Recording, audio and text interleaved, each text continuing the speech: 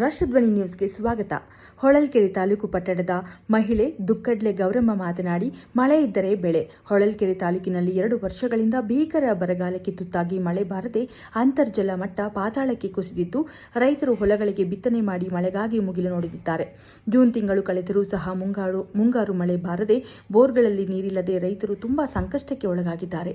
ರಾಜ್ಯ ಸರ್ಕಾರ ಮತ್ತು ಕೇಂದ್ರ ಸರ್ಕಾರಗಳು ಹೊಳಲ್ಕೆರೆ ತಾಲೂಕು ಬರಪೀಡಿತ ಪ್ರದೇಶ ಎಂದು ಘೋಷಣೆ ಮಾಡಿ ರೈತರಿಗೆ ಬೆಳೆ ವಿಮೆ, ಬೆಳೆ ಪರಿಹಾರ ನೀಡಬೇಕು. ಆಗಸ್ಟ್ 15ರೊಳಗೆ ಡ್ಯಾಂ ತುಂಬಿದರೆ ಭದ್ರಾ ಮೇಲ್ದಂಡೆ ಯೋಜನೆಯಡಿ ಹೊಳಲ್ಕೆರೆ ತಾಲೂಕಿನ ಎಲ್ಲಾ ಕೆರೆಗಳನ್ನು ತುಂಬಿಸುವ ಕಾರ್ಯಕ್ರಮ ಆಗಬೇಕು.